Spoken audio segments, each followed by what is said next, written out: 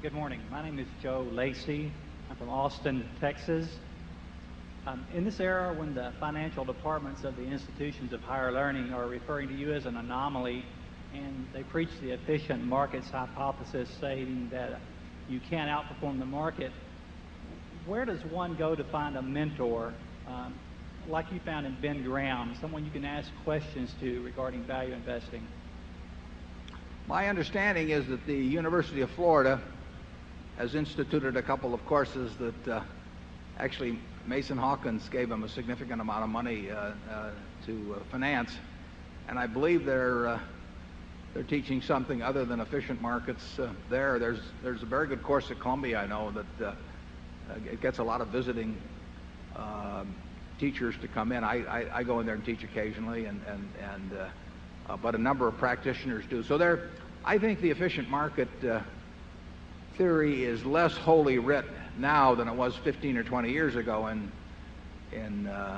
universities, but there's a lot of it taught. But I think you can find more diversity in what is being offered now than 10 or 20 years ago, and I'd recommend looking into those two schools. It's really quite useful.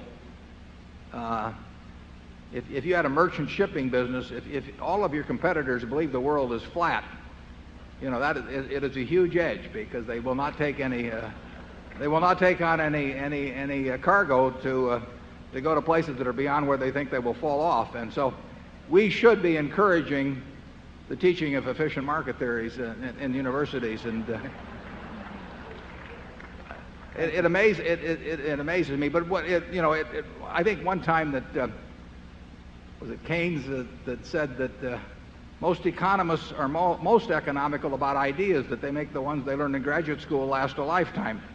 And what happens is that you spend years getting your PhD in finance, and you learn theories with a lot of mathematics in them that the average layman can't do, and you become sort of a high priest, and you get an enormous amount of yourself and ego and even professional security invested in those ideas, and it gets very hard to back off after a given point. And I think that to some extent has contaminated the teaching of investing in the universities. Charlie?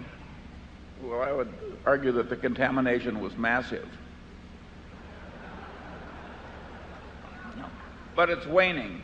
Yeah, it is waning. It's waning. The good ideas eventually triumph. Yeah.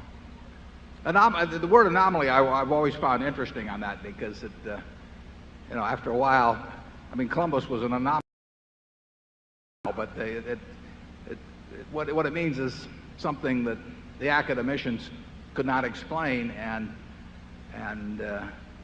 rather than re-examine their theories, they simply discarded any evidence of that sort as anomalous. And I think when you find information that contradicts previously cherished beliefs, that you've got a special obligation to look at it, and look at it quickly.